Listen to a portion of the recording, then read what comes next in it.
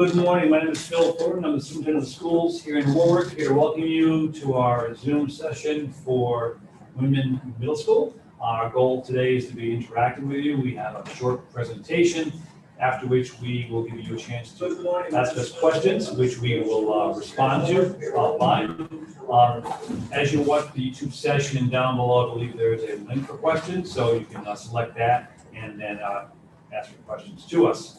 So with that, I'll turn things over to the team to start the presentation, and then we'll get to your questions. Thank you.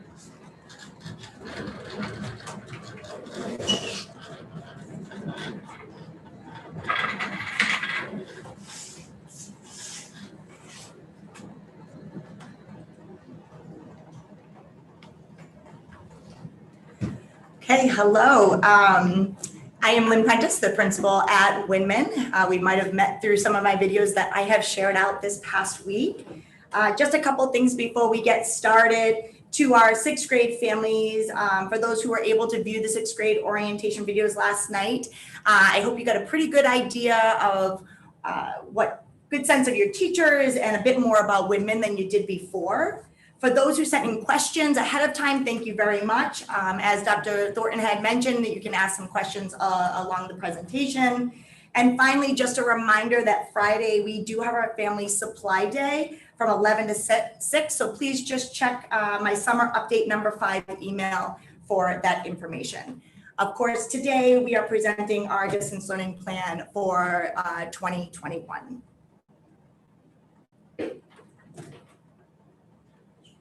So my name is Jeff Taylor, Director of Technology in Warwick, and I just wanted to take a moment and talk about and address any technology questions that could pop up. So as you may or may not know, we are one-to-one Chromebook in grades 6 through 12. Now what that means is all of our students in grades 6 through 12 do have or will have a Chromebook. I do know that, as Ms. Prentice mentioned, distributions are occurring in with our tech folks and trying to get a Chromebook into the hands of all of our sixth graders. We have plenty of those to distribute, and everything's been accounted for and lined up. If you are in possession and you're in grade 7 or 8 right now and you have a Chromebook already and it does not work, then the repair process, you want to bring that back to the school, and the staff of the school will get that into the hands of our technician, and our tech will get it back to you as soon as possible. They've been fixing a number of devices each day, and we realize it's important for you to have a working device in your hands as soon as possible. If you're new to the school and you're not in grade 6 and you're a new 7th or 8th grader, the question might be, how do I get a Chromebook now? So the school will be reaching out, and either what schools have been doing is grouping you with the 6th grade distribution, and if not, then it'll be a separate distribution set up for you to grab that device from the folks at the school. Each middle school has a tech integrationist who's also working very hard right now, along with the principals, along with the technicians, to make sure that everybody has that access to a device. And as you'll see throughout the presentation and as we answer questions, exactly how important it is for folks to be able to log on throughout the day to accomplish a lot of what's being expected. So if there's any questions on that, we're monitoring the question forum, as Dr. Thornton said, right at the bottom of the YouTube presentation in the description. Quick link, just so you can drop a question there, and we will answer them as they come in.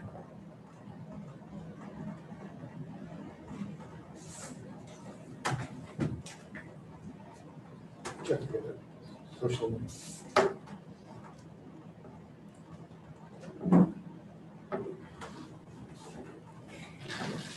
So for social emotional supports, each school have a student support team that will meet weekly to provide support to teachers and to students.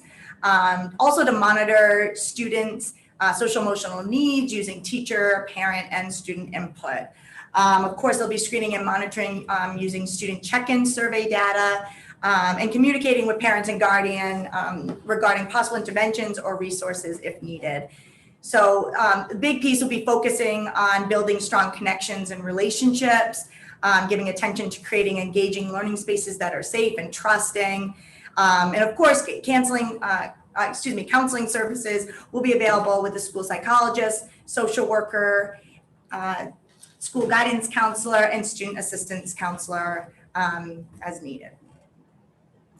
Couple of things we're going to cover today in getting into the distance learning decision and scheduling is the decision to go to distance learning, our master schedule, and expectations and questions regarding distance learning.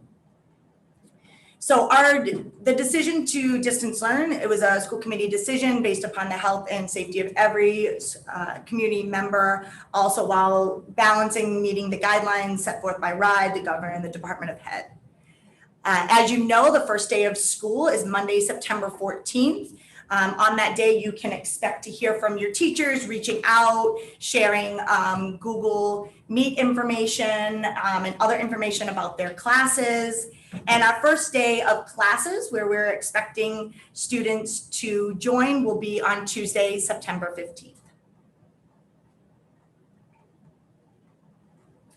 So before going over the schedule, I wanted to identify a few things that were seriously considered in revising what we implemented in the spring and the feedback that we received from families and staff. One piece was instruction from teachers. So families felt really strongly about being able to see their teachers and being able to meet with their teachers and actually getting instruction from their teachers. So you're going to see that highlighted in our plan going forward. Another piece was about students showing up to class. So there is an expectation that they are attending their classes by period. Another piece was decreasing the number of emails to families, all while keeping families in the loop with the weekly expectations. So you should be able to see that as well throughout our plan. Another piece is not allowing students to fall through the cracks and really trying to make sure that we're keeping tabs on every child. And then, of course, offering office hours that are consistent every week so your child can meet with their teachers. So this schedule, this master schedule, you saw this come out at the beginning of the week. And I just like to go ahead and I know you've seen it, but just take a moment just to kind of review what the master schedule looks like. So if you notice the very first part of the day from 7:45 to 8 o'clock, we need students to go ahead and log their attendance. Every morning, they will receive a link to a Google form by 7:45, and they will need to go ahead and log their attendance in that Google form, and that attendance is the attendance that states whether they were in school that day or not. If they are unable to make that time and they reach out to our attendance clerk afterwards, they are considered tardy. Moving on from there, you'll notice for Monday is our Anytime Learning Day. This is an opportunity to meet with teachers, to meet with their peers, students meet with their peers. It's an opportunity to continue working on long-term projects. And at 3 o'clock on Mondays, you will receive my weekly family email that I normally send out on Sundays. That will now come to you on Mondays. And one of the first things that you will see in there is a link to a weekly folder, which I'll get into in a moment.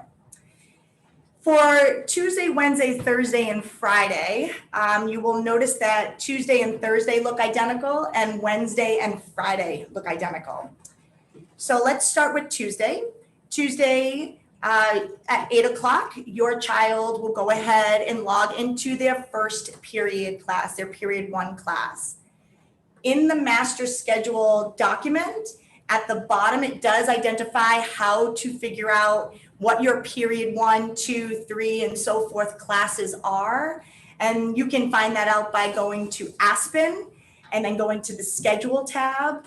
And then you will notice on the matrix view, in the bottom right-hand corner, there's going to be a bolded number, 01, 02, 03, and so forth. That is your period 1, 2, and 3 class. So you'll notice in the morning on Tuesdays and Thursdays, 8 to noon, they should be in classes. So at 8 o'clock, and then at 9, then at 10, and at 11. So they'll have a 55-minute class with their teacher. They're expected to log into a Google Meet. From there, depending on what the teacher has planned for that time, they could be meeting the whole period. They could be meeting for a mini lesson and then off to do their own work and then come back at the end. It will really depend on what your teacher has planned for that period, for that class. As you can see, we went ahead and put in a lunch period, a 30-minute period. And then in the afternoons, you'll notice that there are office hours. Now, there are 2 sets of office hours for every period. Your teacher will be choosing one of those to hold every week, and they will let you know which office hour they are going to be choosing. For music and PE, these are the ones that get a little trickier. For our 7th and 8th graders, you're more familiar with this, but for our 6th graders, this is going to be a little bit of a shift. In our regular schedule, we operate on a 6-day rotation. And music and PE are very unusual and different in the sense that they work off a 3-day schedule. So on A, B, C day, you will notice in your child's schedule, they may have PE or music. And then on D, E, F, it switches to the opposite. So if they had music A through C, they'll have PE D through F. So that is really important in knowing which classes they're going to have on those days. Their office hours, your music and your PE teachers, will be meeting with you for that second period and second time to Google Meet for class. So that is a little bit different for those 2 classes. The other 6 periods are as they're stated. So a couple of distance learning expectations. Again, these are on the master list, the master schedule list that you all have access to already, but just to kind of review those will be really important. So one is attendance.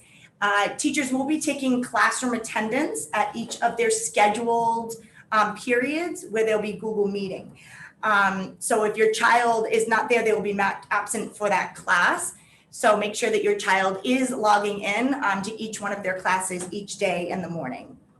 And then every morning you will again receive a Google form where your child will identify whether they're in school and acknowledge their attendance for the day. For our schedule, this is a little bit different. We are more synchronized in the morning as far as when students are meeting with their teachers. One of the biggest concerns we got from families last year was this idea around instructing their child. So ensuring that each child will meet with their teacher for Google Meet twice a week for instruction is a real shift that we made based upon that feedback. Office hours, I had mentioned earlier, there are office hours for each of your teachers and they are in the afternoons. Teachers can meet with students on Mondays as well, as long as they go ahead and schedule that with their teacher, but they do have dedicated office hours in the afternoon. And like I said before, there are 2 spots for your teachers to choose which one they will be hosting office hours for. And finally, on the schedule part, we do have department nights. That is something that happens after school, on a normal, regular department night schedule. And you'll see those in which content areas have department nights at the end of that master schedule sheet that I sent out early in the week. And you will receive Google Meets to those. Department nights are great. They're opportunities to get extra help from your teacher. They're scheduled for 35 minutes after school again. So you can use that space for extra support. And then we get into assignments, and this part is going to feel a little bit different than than the spring. So we're really excited and confident it will feel really, really strong and really organized for you for going into this year. So I'm just going to go ahead and show you the weekly overview sheet. This sheet you do have access to in that master schedule sheet. There's a link to that, but I wanted to make sure that you had access to this so you know what to expect in the next 10 days when we start school, that you will be looking for these templates and I'll show you where to look for those in a moment. These templates, and your teachers will go ahead and fill in, what the unit and the topic for the week is, and some of the activities that are expected of your child over the course of the week. And at the bottom of that sheet, it's really nice. We had one of our teachers who went ahead and put in an example of what you can expect to be recorded and to be shared with you every week. In addition, we have created a family folder. This is a folder that you have access to right now. You have viewable rights in there. And this is where you can go ahead and find those weekly templates and what is expected of your child every week. On Mondays at 3 o'clock, when you get my communication, my weekly communication, this link is going to be in every single email every week. And by 3 p.m. on Mondays, it's going to be updated from all of your teachers for each of the courses. So for example, if I'm a 6th grade parent, I would go in here on Monday and go into the 6th grade folder. And from there, I would choose the team that my child is on. So if my child is on the Rhody Rams, I will go ahead and click into that folder. And each folder is designated by the week. So you just go ahead and go into that week. And from there, you will see all of the weekly assignments for that week.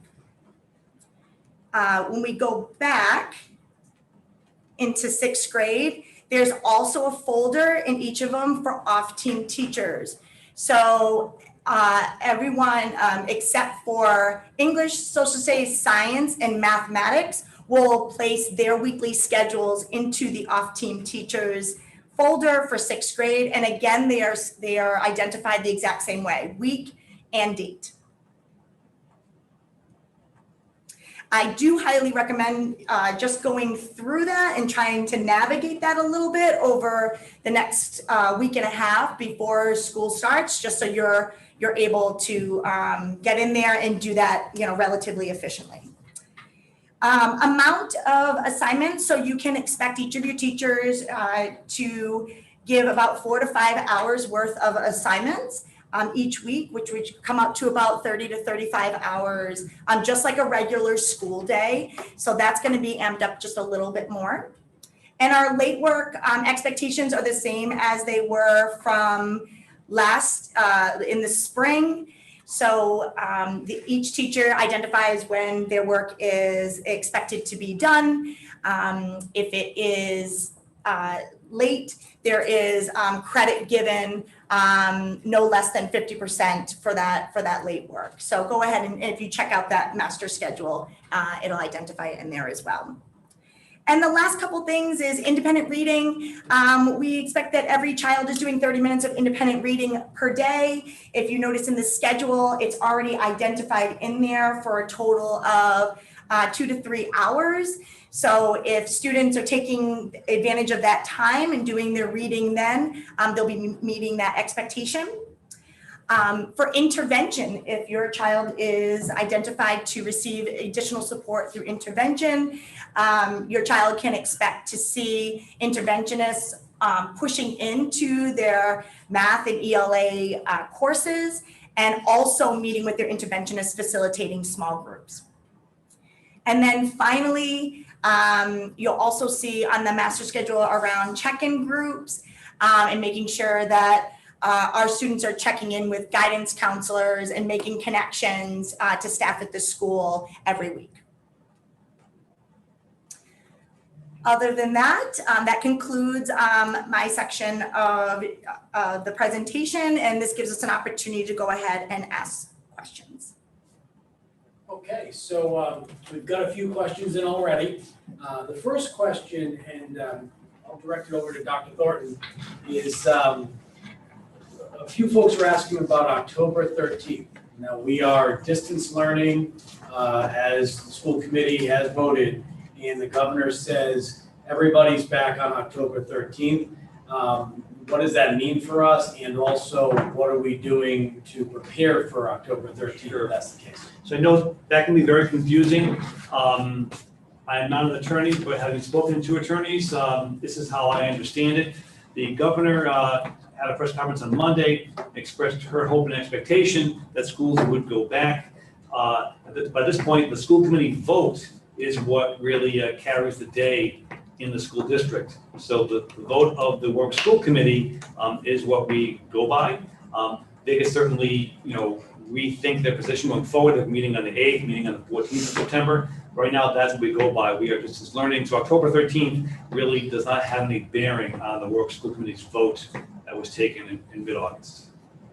And then just as you were saying that, somebody popped up and said, so when are we going back to school and how are we going to do it? Again, that's having to do with the vote.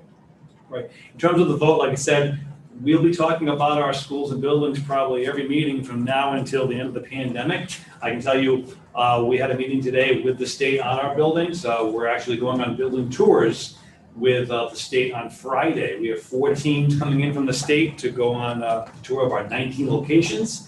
And we will certainly ask our questions and hopefully they can address our concerns. But right now, to date, we have issues around air quality, and the remedies suggested by the state are still giving us great concern. So we have to kind of get past those things before I can recommend to the school committee that we reopen. In terms of process, it is simply, I recommend what I think is best in terms of safety, and the school committee takes the action or votes. That's the process. Awesome. A couple of questions popped up about technology that I can talk about. We got a couple questions that ask about devices already at home. Do we need a school department issued Chromebook? Yes, we're 1-to-1 in grade 6 through 12. And the benefit of that is with those Chromebooks come the ability for us to push out apps that the kids are going to need through a program called Clever, single sign-on. It also allows us to use another program called Go Guardian that's on each of our Chromebooks to also help ensure that the kids are going to the right sites as they're working on their stuff throughout the day. So that is definitely important. That being said, students can certainly use other devices at home as well to supplement whatever they're doing, if that makes sense, if that helps. I did get a question, your own personal device stopped working, what to do. Unfortunately, our techs can only service the devices that we as a district own. That has to do with warranty issues as well. So I would not recommend bringing that device in for repair. Also, and this may be a question back to Ms. Prentice, having to do with technology. When are the 6th grade distributions of Chromebooks scheduled for Winman?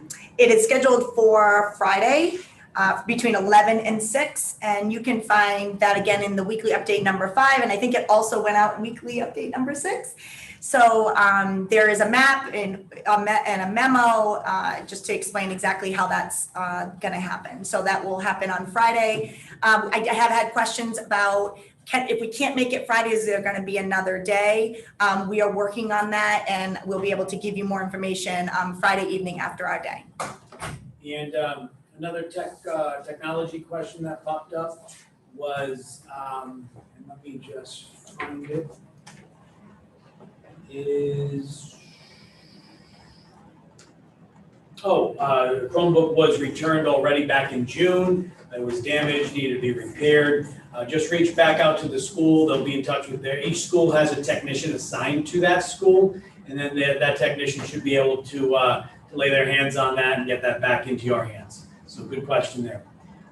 Ms. Prentice, a couple questions about the schedule. A few folks are just confused a little bit about what A day means, B day, C day, etc.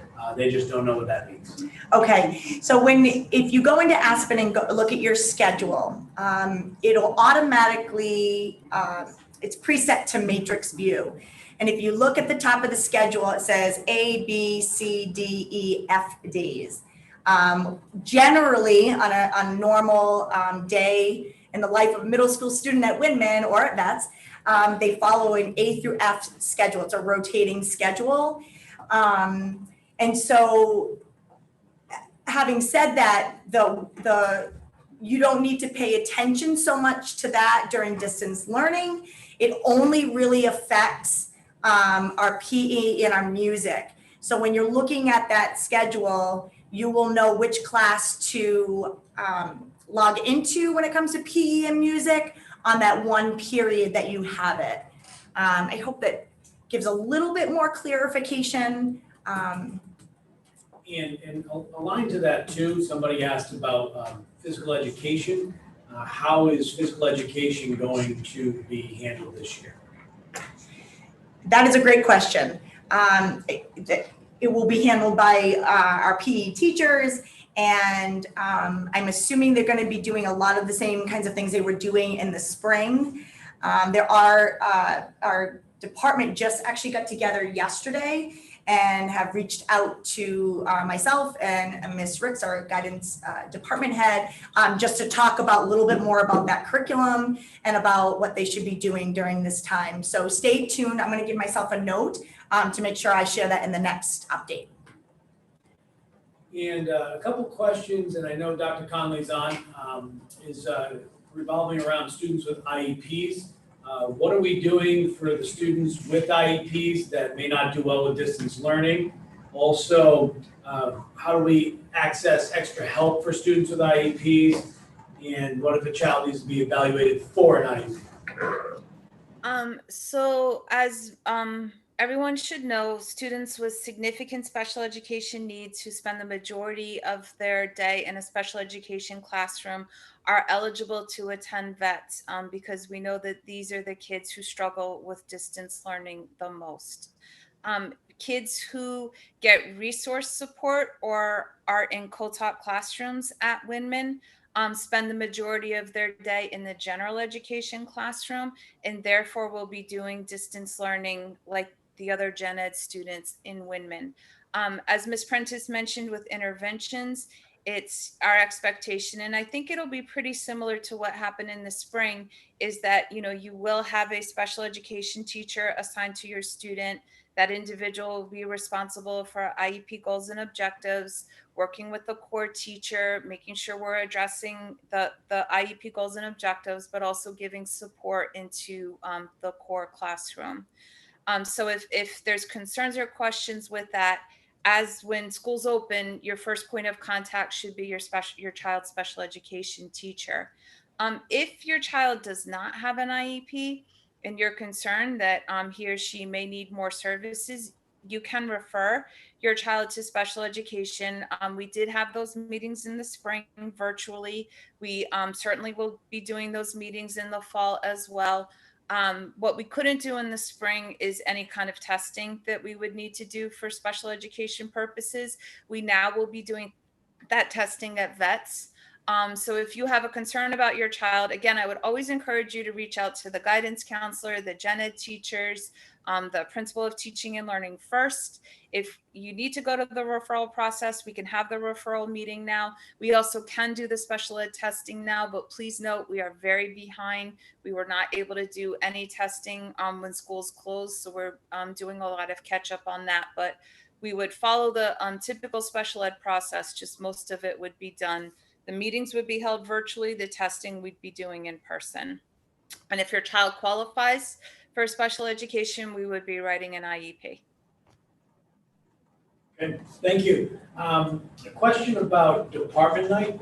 How are office hours and are they different than department night? And do the office hours only happen one day a week? How does that work?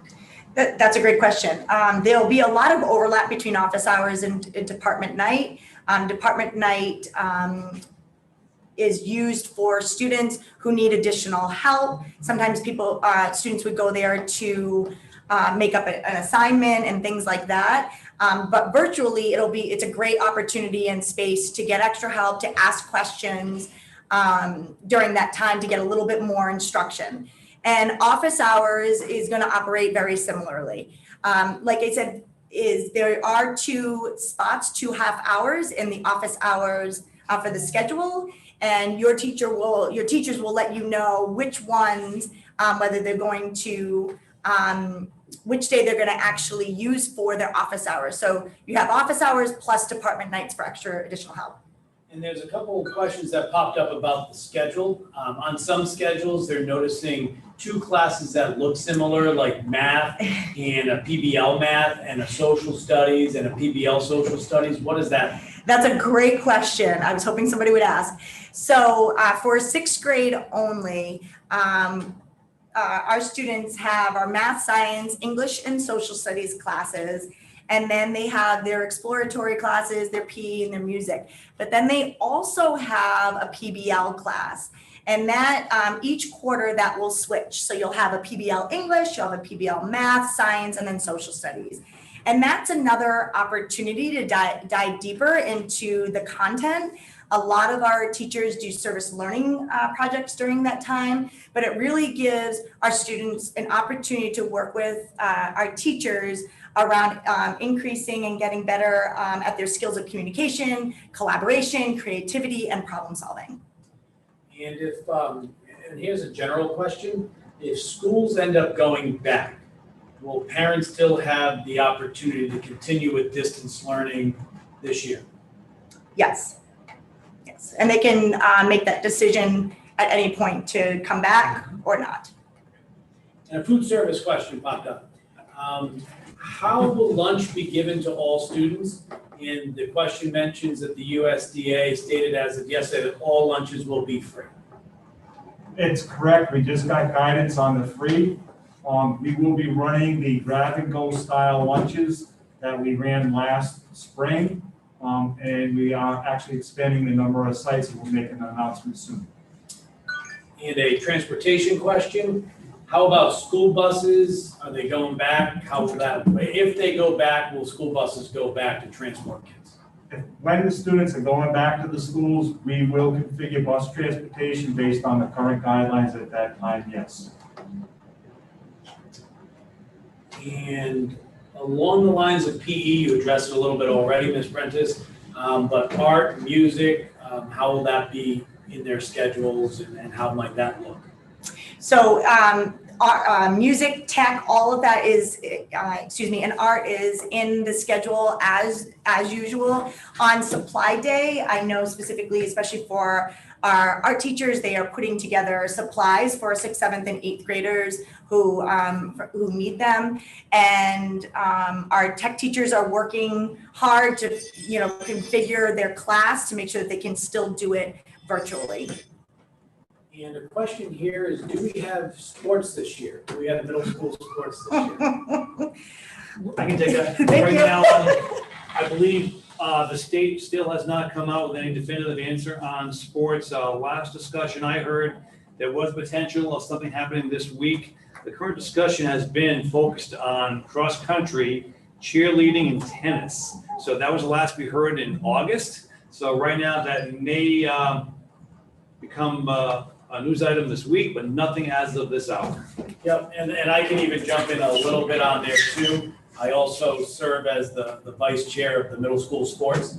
And we are just waiting. The Interscholastic League has been working with the governor and her task force to see what sports can open. As Dr. Thornton said, tennis, cross country, and cheerleading are the ones they're looking at right now. And so as middle school sports, we're looking at that to see where we fit in after the Interscholastic League, but we're monitoring that very closely too. And a question here about your Friday supply pickup night. Will the children, so the question states they're under the understanding that books can be requested from the library and that can be organized. Will they receive a list before Friday of what books the kids need so they know what to request? Maybe a list from ELA teachers about what books they might need. So the library books are for independent reading, primarily. So there's a Google form that's in the weekly updates as well that came from Ms. Tao, where students can check out independent reading books. As far as curricular materials, those will be passed out on Friday. And are there any distance learning plans for extracurricular activities, clubs, that drama club, that they might continue to meet and do things in a virtual setting? At this time, we don't have plans for that. And somebody just asking if we could just talk a little bit more or just reiterate the department night or the office hours really, and what that's going to, how kids can access that for music, PE, health, tech ed, stuff like that. Okay. The office hours for that. No problem. So for music and PE, because they will be meeting with their students during those periods. If you need office hours or time extra support, you can go to department night on those department nights for music and PE, or schedule something with them on Mondays. And then for tech and art, they all have their specific office hours in the afternoon based upon the period. And you should receive from your teachers, each of your teachers, to let you know, yep, my office hours are on Mondays at 1 o'clock every week. And here is the Google link to come in for that meeting. And you talked a little bit too about the process. They can go to access their teams and their folders and the weekly folders. How do they know what team their child's on or what teachers their children have right now? Great question. For sixth grade, our sixth graders are probably better at that as we speak, because they have, last night I sent out, these are the teachers on that team. And so that's what it's identified as. So two things, I'm going to write myself a note to make sure that I identify that and send that out in the next communication. But the other place you can find it is on our Winman website under teams. And you'll notice under each team, it'll say, Wicked Wave Runners, and then it will name all the core teachers that are on that team. And if we do end up going back, Ms. Prentice, at some point, will there be an in-person orientation for students to get acclimated for the procedures of the school if we someday go back soon? Personally, I would love that, but I would default to Dr. Thornton or Mr. McCaffrey as far as what that might look like. Yes, we would. We would have an orientation for live in-person classes. And a couple questions about music. Will chorus still be available? How will that work in a chorus class virtually? Same with band. Dr. Amelot, I don't know if it's a question you want to take. Yes. Not quite yet, almost, doctor, but so still working on that. But so we on our school committee agenda, we will have smart music going up with our ESSER funds, and this allows students. The music teachers met over the summer, and they discussed that application would allow them to still teach, and the students record their work and perform together. So we are moving forward with those courses with that application. And kind of along the lines of the extracurricular club activity, was somebody mentioned National Junior Honor Society, and just as you make a note about that, if that's something that can be considered. Yes, and we did send out over the summer our expectations, which are the same as they have been in past years, a letter out to those students who have met the academic criteria for 7th grade and are going into our 8th grade year. So we will continue to each quarter communicate more information about whether your child is still meeting the criteria for that. In that letter, it does identify the date of our ceremony and more information, but I will go ahead and resend that out just in case it kind of got lost in the shuffle. And on Friday's material pickup, is there anything that you are looking for them to drop off? Somebody's asking about the ELA portion of the summer work and whether or not you would want that dropped off or. Not at this time. They can, when classes are in session, their ELA and their math teachers will go ahead and collect their work at that time and communicate how they would like that work. And for some folks tuning in, we mentioned teams a lot. How are teams selected? How does that process work behind the scenes? And what options are available? What's the difference between teams? So teams, so Aspen itself during the scheduling process takes all of our students and places them on different teams throughout the school. So that's generally how it is placed. Some specialized classes for kids who need additional supports, they are automatically linked to certain teams. But for the most part, it's just through the Aspen scheduling process that they all just get separated into each of the teams. There are some team switches that happen because sometimes we have, one team might get more overloaded with students than another. And we do that kind of behind the scenes to make sure that they even out. And sometimes there is, for certain courses, certain honors courses, maybe we just have more room on a different team. So we might make switches in that way as well. And back to the music question, and I'm not sure if this is an extracurricular or mute, but jazz band, will jazz band be happening or not? I don't know the answer to that question. Let me get that answer and share it back to you. And then somebody's just clarifying on Friday, that's when they go and they pick up their class books they need to on Friday? Yes.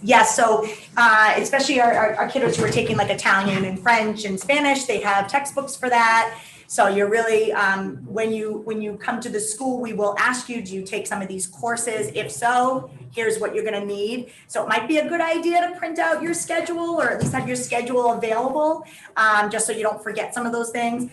And of course, if you do forget something, just reach out to the school and we'll make sure that you get the materials that you need. There's a question on attendance, who notices when a student's not in class. A Google form will be going out in the morning, as Ms. Prentice said, to take attendance. There'll also be attendance taken during the Google Meets throughout the schedule during the day. So there'll be a general attendance taken in the morning as well as attendance within the class, and then they'll both be looked at to determine if when the student is present throughout the virtual learning day. And back to the teams, and you addressed it already, but they're just asking, and so it's a random process in asking when the teams are popular. Yes. And the supply lists look different from team to team, and that is a cause for a little bit of confusion. Is that the case where the waves might be different than the reds, like what they require? Yeah, so for each so in the spring, the team leaders worked really hard to make sure that we had supply lists that were consistent across each grade level in normal circumstances.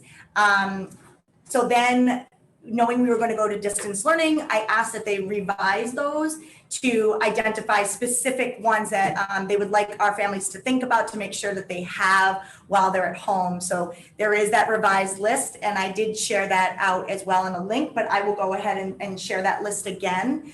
The only grade where there was a little bit of a shift was 8th grade for the waves, and then the other two teams, that team felt like they didn't need as much than what was indicated on the other two teams. So it was just a teacher preference.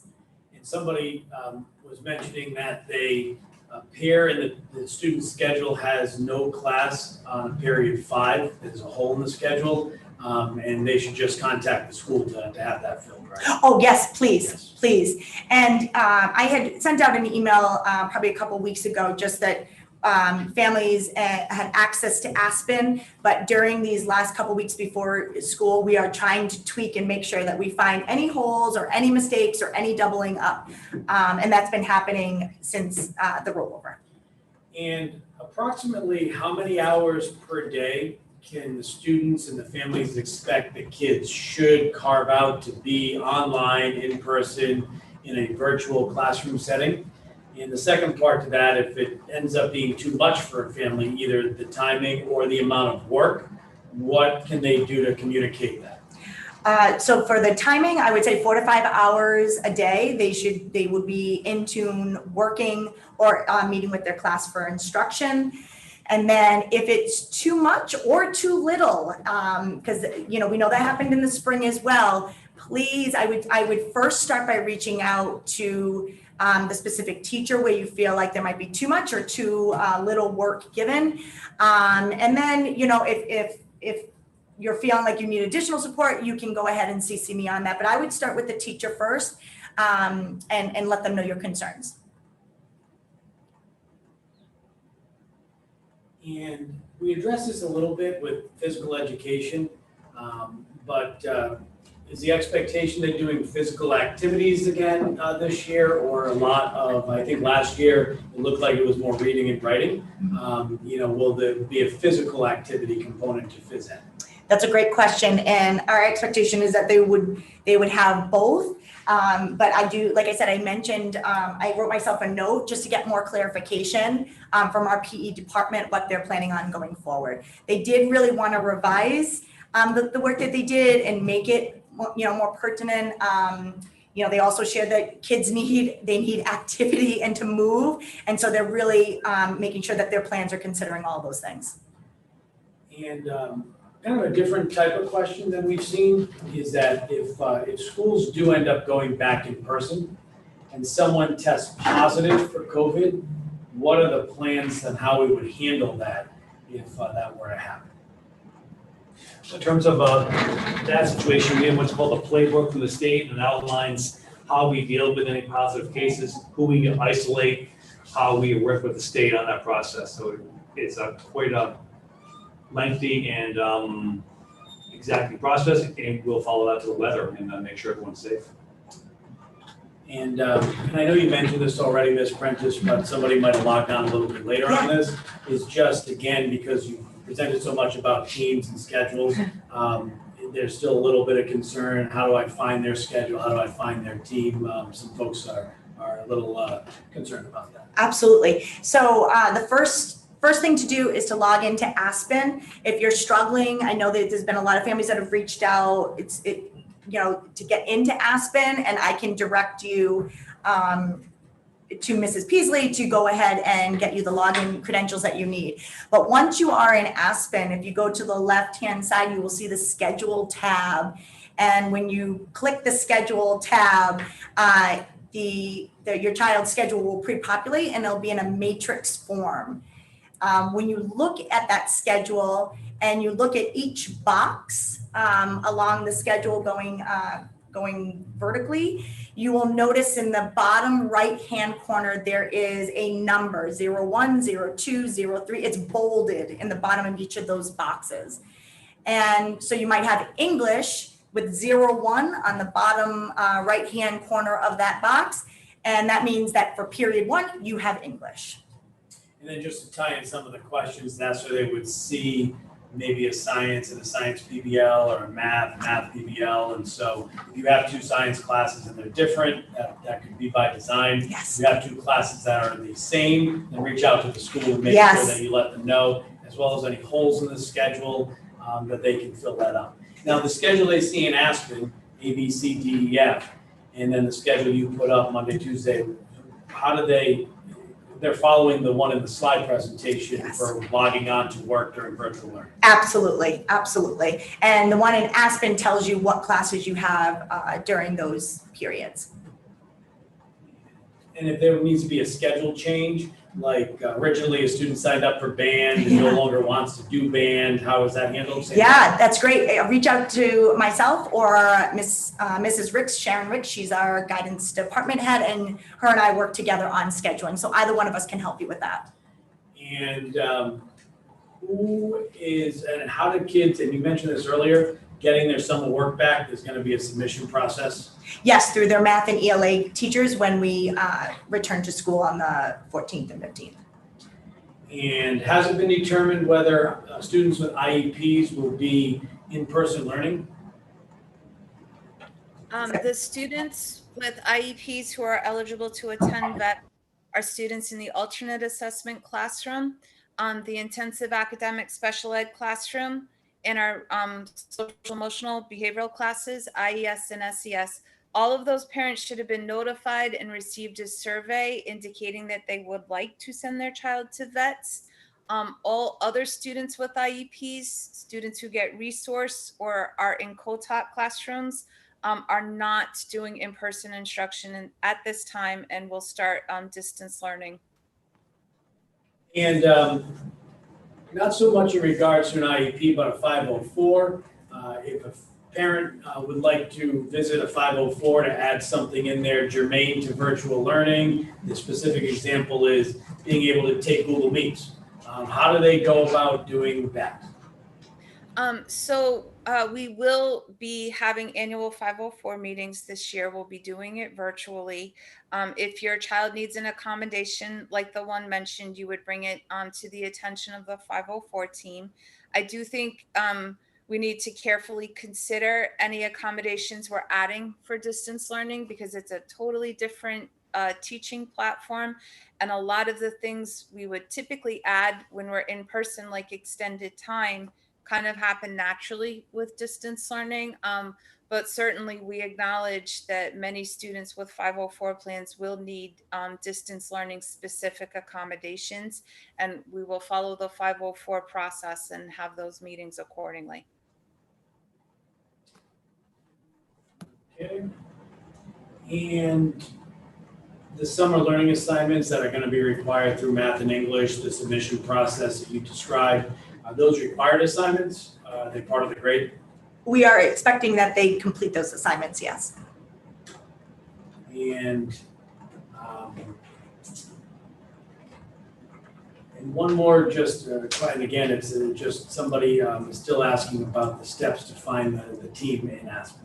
Oh, yes, that was the second question that you had asked. Sorry about that. And I wrote myself a note to go ahead and identify the teams in my next email and the core teachers that are on those teams, and that's how you can make that connection. The other thing you can do is go ahead onto the Winman website, and at the top of the website, there is a button for teams. And when you go in there, it'll identify the 8 teams at our school and the core teachers that are under each team. Then one question that popped up earlier on about technology that I just want to mention is the question was, how old are the computers or the Chromebooks that 6th graders are receiving? Those are Chromebooks that are being, so they're a few years old, they're being recycled from, majority of them being recycled from 12th graders who've graduated. That's why you may have heard we're pushing to go 1-to-1 in all grades K through 12. We'll be reassessing our distribution years of which grades will receive new Chromebooks moving forward. So just to get started with providing 1-to-1 and a device in everybody's hands for grades 6 through 12, those are the Chromebooks they're going to be receiving, but there will be, as we acquire the Chromebooks mid-year, or in a couple months rather, we'll be able to relook at redistribution plans. And the best person to contact regarding schedule holes and problems in the schedule, as you said, is yourself, the guidance counselor. You got it. Myself, their guidance counselor, Mrs. Ricks, Sharon Ricks, at the school as well. And the live hours are 8 to noon, and the afternoon hours are independent work or office hours. Yes.